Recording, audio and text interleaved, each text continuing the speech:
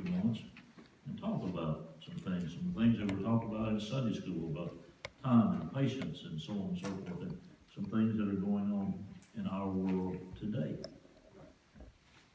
You and I often, many times, freely say things like this: patience is a virtue. We don't really know who said that, but the real question is, what do we do with that? Do we really believe patience is a virtue? What's a virtue? A virtue is something good. Honesty, dependability, reliability, so on and so forth. Those are virtues. Those are good things to have, we think, and understand, know, and believe as human beings.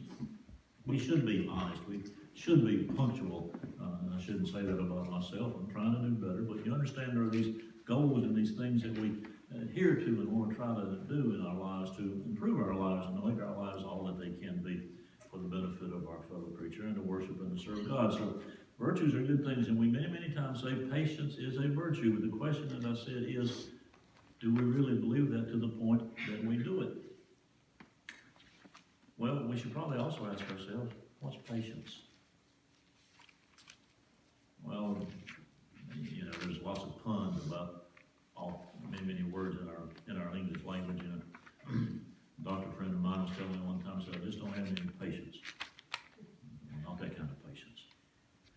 Patience like waiting, like holding on, like the old word forbearance, putting up with things, tolerating things. Now, I'm not suggesting we tolerate everything that comes down the pike to see how it turns out, but you get the sense, do we wait, or do we have to rush pell-mell and headlong? Do we have to, as many folks oftentimes say, this is the Bible says angels fear to tread, angels rush in, well, fools rush in where angels fear to tread. I'm sorry, I get it right.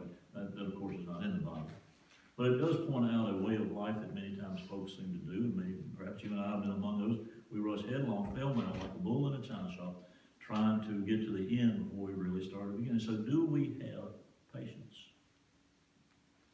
Well, as I was thinking about that and writing a little piece that Teresa Hillary put on our homepage, our web page for the church, about patience and this, that, and the other, and I thought, I've got it now. I've got it. I understand what I just said this, so I've got it. Well, we wound up going to a store to get some stuff, and I about lost my cool standing behind a fellow in line who handled seemingly everything there. And on the way out, I told Cheryl, I said, we ought to call him back and tell him he overlooked one. You see the point? We are all guilty. We can talk a good game, but can we follow through many times with what we're talking about? I wonder sometimes if the reason we don't have much patience is it because we are self-centered and we are greedy. Do we want things for ourselves? And you know the answer to that question. Many, many times we do. But there's also a caveat, a part to that society has done many, many things to us to eliminate patience. We live in a fast, speeding up, technologically driven society. Look at how we're going to school now. Folks are Zooming. Zoom used to be what Superman did when he changed from Clark Kent to Superman and leaped from one tall building to another in a single bound, faster than a speeding bullet. Well, Zoom is now how many folks are going to school and other places, and they are missing something socially, my friends. What to do? We live in a world where we drive up fast to get our fast food, to get our Chick-fil-A or our Biscuitville. If y'all have any influence with the people on Biscuitville, ask them to stay open later than 2 o'clock. But we get in line and we think we've got to have it right then. And I've been guilty many times of getting behind or being behind someone, and it seems to take longer than I think it ought to. And I will either think to myself or saying out loud, if I'm, for instance, at Burger King and it's taking forever, I'll say, well, did they order something from Hardee's and they got to go get it? You see what society has done to us. We have drive-up banking and drive-up dry cleaning. And I've told you before about some of the places in California, which to me is another world, but be that as it may, some folks in that part of the world have even started with drive-in, drive-up, drive-through funeral homes. You don't have to get out of your car. Just drive up and pay respects to the deceased, punch a button, and go on. So society has created in us this desire, this need for speed, and it permeates so much of what we do. If you had told me a few years ago that there would come a day when I could sit at my desk, flip a switch, punch a couple of buttons, and within a minute or so be able to watch a football game or a basketball game or read the news from halfway around the world. I would have said, no way. No way can it be that quick. Well, it is that quick, and now I find myself frustrated, chomping at the bit, fuming if it takes longer than a minute. When I flip on a computer, I'm about to the point where I think it ought to be instantaneous. So you see what happens to us as finite, limited creatures when we were dealing with those things that are far, far bigger than us. Speed is so much of our society. We talk about kinds of speed. We talk about the speed of light. Do you know what the speed of light is? Don't ask me how folks know this, but I looked it up. The speed of light is this: 299,792,458 meters per second. What's a meter? Well, it's a little more than a yard. It's 39 inches, more or less. What that means, that 299 million, so on and so forth, means that if we were in a complete vacuum, and you or I were here, and somewhere out there was something that was going to be light, a light wave can travel that fast. We can't tell it in our lives because we see each other instantly. We see one another as we're here now. We're always seeing each other. It travels so fast we can't. I don't know how they measure it, but that's, speed of sound. Well, that's a little bit slower, but it's still 343 millimeters per second. Friends, any way you cut that, any way you describe that, any way you talk about it, any way you define it, that's fast. That is really fast. So the question becomes for us, in this kind of fast-paced world in which we live, in which we find ourselves now, and also now struggling with the pandemic and the virus and the animosity and the anger and the hatred and on and so forth, are you and I, as finite creatures made by the hand of the Almighty, are we able to handle that kind of speed? I don't think so. Oh, occasionally we'll do some things pretty well and nicely, and I lament in my own life sometimes the fact that in my feeble brain, which I think is pretty good, I say to myself or anybody else who will listen, I used to be able to multitask. I used to be able to do several things at the same time. I can still do a couple things. I can walk and chew gum at the same time, but that's starting to be about it. And so are we made to overload our very psyches and our very beings? Are we made to have so much going on that we can't get anything done? Are we made to be so busy spinning our wheels but going nowhere? The scriptures say no. God tells us in His Word to be still and know that I'm God. But we have gotten ourselves in such a position that we think if we're not doing all kinds of things, there's something wrong with us. We think we are weak or lazy or incapable or ignorant or uneducated or unable to do as much, and particularly when we hold ourselves up against, oh, Mary over here or Fred over there, look at what they're doing, look at what I'm doing. We need not to down ourselves, to beat ourselves up. God has made us uniquely in His image, and we are to be who we are to be. You're not to be someone else. You are to be you with your gifts and your talents. But as we struggle with being a finite, limited, created human being, and if you add COVID and coronavirus and pandemic and all those things to the natural impatience we have, what do we wind up with? A mess. Many times we look around the world and it's a mess. Only God can fix it. Well, we believe that, but here's where the patience comes in. Will you please, God, fix it? Will you hurry up and fix it? That is part of what's wrong with our world today, our natural impatience coupled with all that's going on, especially in the spiritual world. Because we expect God to move when, how, what way? I expect God to move at my speed.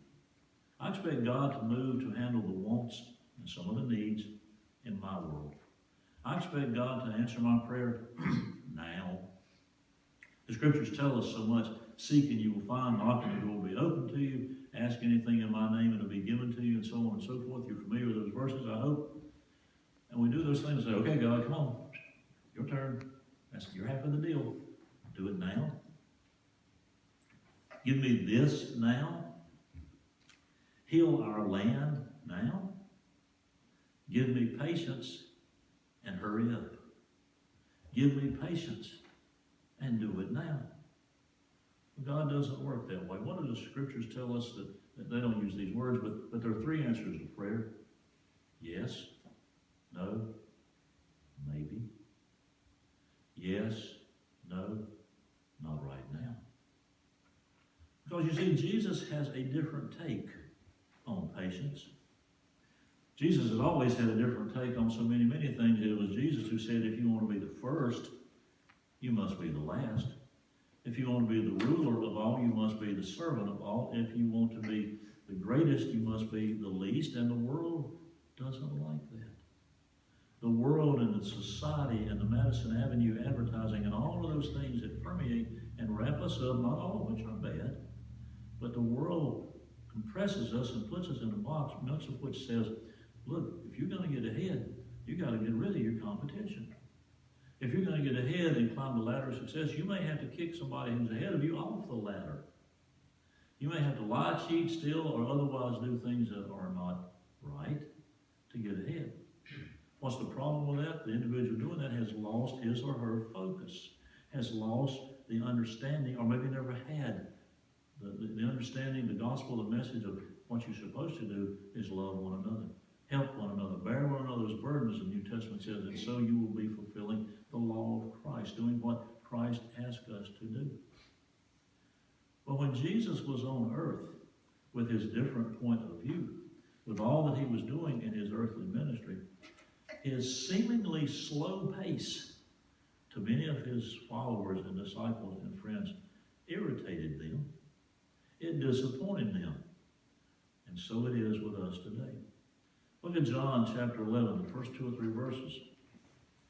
They tell us that there was a man named Lazarus, and he was sick. And he lived in a little town, a little village, I like to think maybe not any bigger than Golston or Bondley, named Bethany. And Lazarus lived there. His sisters also lived there, Mary and Martha.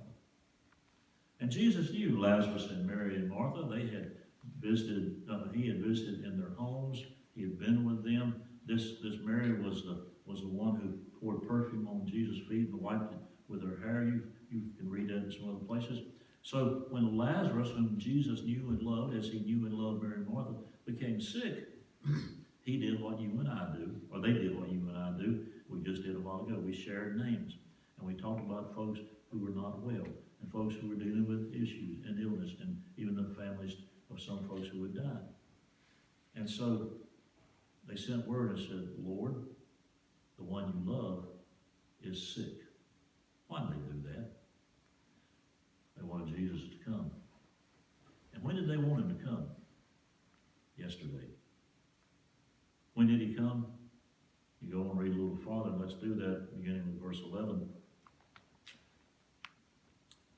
He talked to them about some other things and got to verse 11 and said, after he had said these things, he went on to tell them, our friend Lazarus has fallen asleep, but I'm going there to wake him up. His disciples replied, Lord, if he sleeps, he'll get better. Jesus had been speaking about something else. Jesus had been speaking of his death, but his disciples thought he meant natural sleep. So then he told them plainly, Lazarus is dead, and for your sake I'm glad. Now, boy, doesn't that sound harsh and cold and cruel? My good friends died. Boy, I'm glad. I'm glad he's dead. Sorry, old rascal. But Jesus went on and said something else. He didn't say sorry, old rascal. I'm glad I was not there, so that you may believe. But let us go to him. Then Thomas, called Didymus, said to the rest of the disciples, let us also go that we may die with him, meaning with Jesus. We were on our way eventually. On his arrival, Jesus found that Lazarus had already been in the tomb for 4 days. Bethany was less than 2 miles from Jerusalem. How far is 2 miles from here? Chatham Central and back, maybe? No, not far. We could walk it. And many Jews had come to Martha and Mary to comfort them with the loss of the brother. When Martha heard that Jesus was coming, she went out to meet him, but Mary stayed at home. Verse 21, Lord, Martha said to Jesus, if you'd been here, my brother would not have died. But I know that even now God will give you whatever you ask. Lord, if you'd been here, he'd still be alive. We say that. If we could just got to the hospital or to the doctor, so-and-so, might be still dead. Jesus said to her, your brother will rise again. And Martha answered, I know he will rise again in the resurrection. And Jesus said to her, I am the resurrection and the life.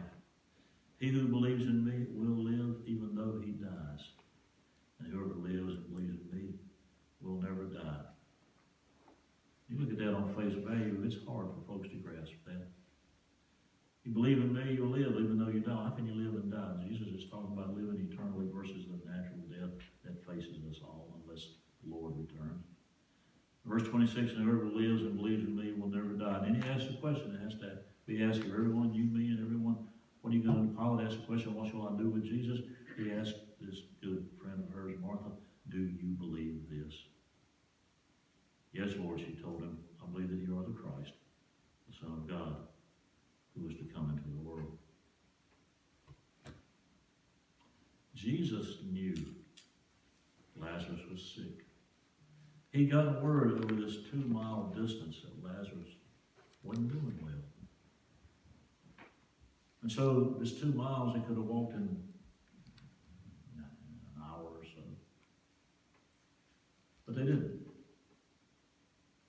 And Jesus began to teach them some other things. When we get down to verse 11, he says, Lazarus is asleep, and I'm going to wake him up. And the disciples said to him, what many times doctors say to patients, or nurses say to patients, or we say to one another, rest is good for you. Get some rest. Drink some orange juice and have some chicken noodle soup and rest, and do all the things your mama and your grandma used to do too. You'll be better rest. And so the disciples said, well, wait, Lord, no, Jesus, he's asleep. Why do you want to bother him? Rest is good for him. I kind of, in my mind's eye, I can almost see Jesus rolling his eyes saying, duh. I said, let me put it to you clearly. Lazarus is dead. And then he goes on and makes that statement I mentioned a while ago, and I'm glad he is.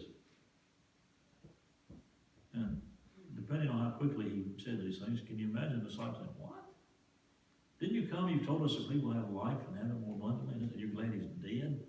And then he goes on and he gives them the punchline. I'm glad he's dead for your sake, because I'm going to go see him, and he's going to come back to life. I find that hard to believe. So Jesus goes to the village, and by the time they get there, Lazarus has been in the tomb for 4 days. And you could go and read the story, and Jesus is telling Martha and Mary he's going to live again. He says, roll away the stone, and I like the King James Version. They say, don't do it, Lord, he stinketh.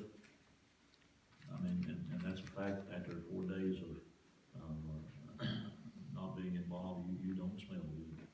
That's just what it is.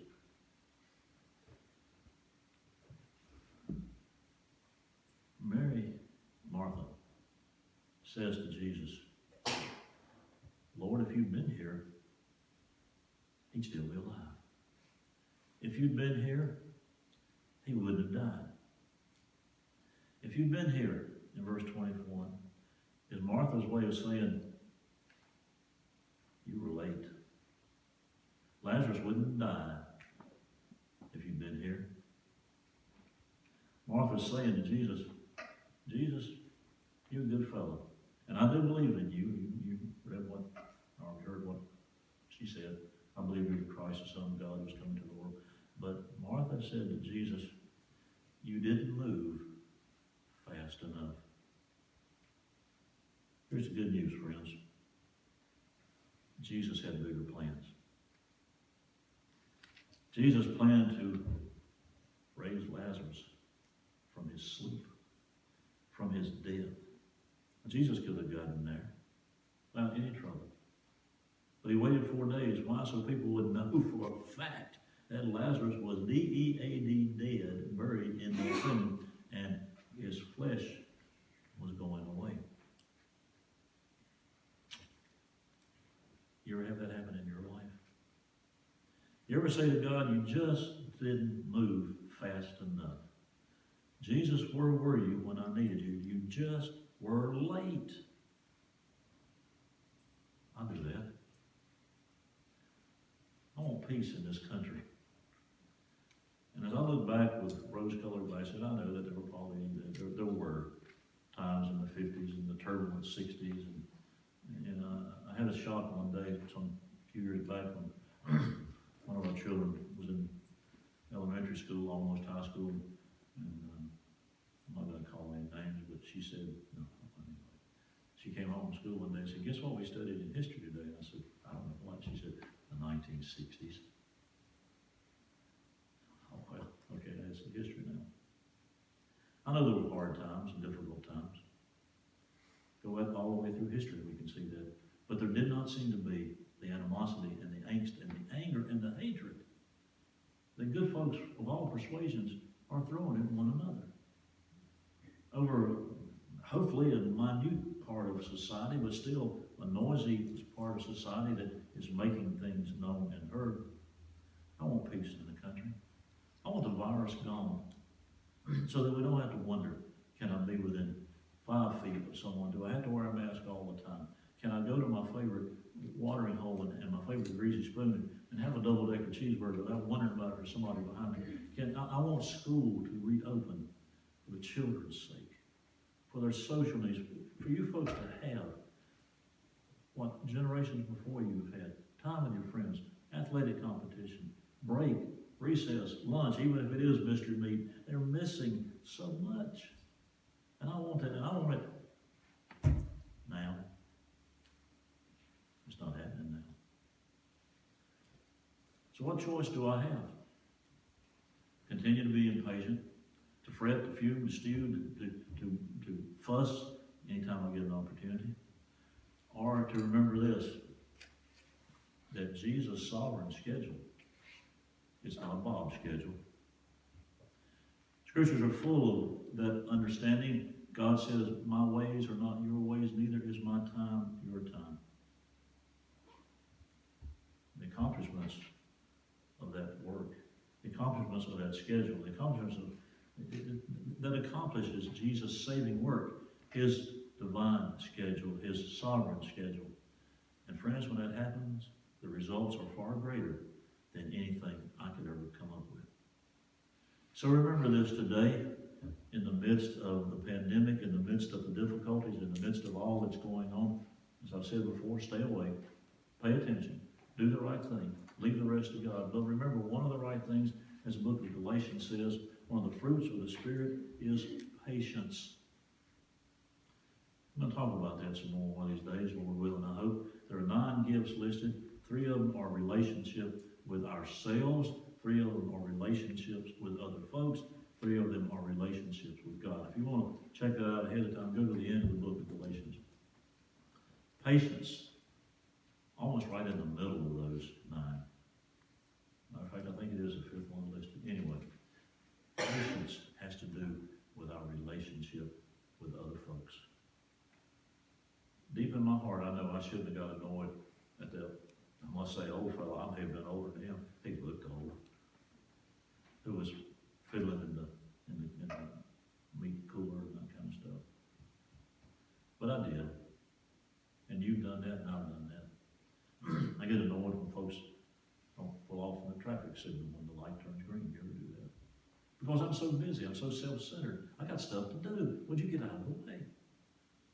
I get annoyed when somebody in front of me at the food window takes too long, and then I really get annoyed if they put mayonnaise on my sandwich instead of mustard. And on and on and on. God's schedule is not Bob's schedule, and he's not your schedule. May you and I find our place in that schedule in the midst of all that's going on now.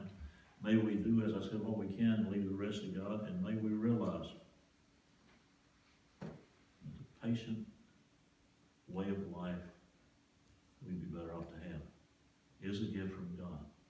And that God has bigger things in mind, just like Mary and Martha. Lord, if you've been here, Lazarus would still be alive. Jesus says, I've come to bring him back to life.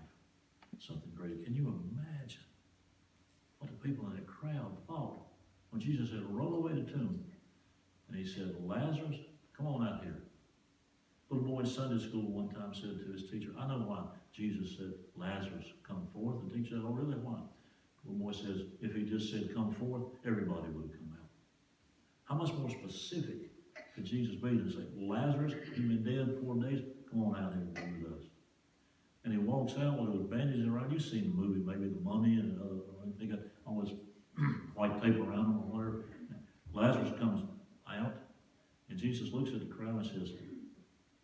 loose him, untie him, and to let him go. That's where you and I need to be. We need to be loosed and untied and realize that God's plan is perfect. Sometimes mine's not bad, but it's nowhere close to perfect. May you and I find our place in that perfect plan. Just like the hymn we sang, Jesus is tenderly calling a while ago. That's the last one, I'm sorry. Softly and tenderly. Jesus is tenderly calling. Jesus calls us tenderly. I invite you to ask yourself if you've got all the patience you want, or if you need some more in these times. As we stand and as we sing this hymn, it's page 316. As you go through life, try to move at the speed of Jesus. Not the speed of sound, not the speed of light, but the perfect speed of Jesus who calls us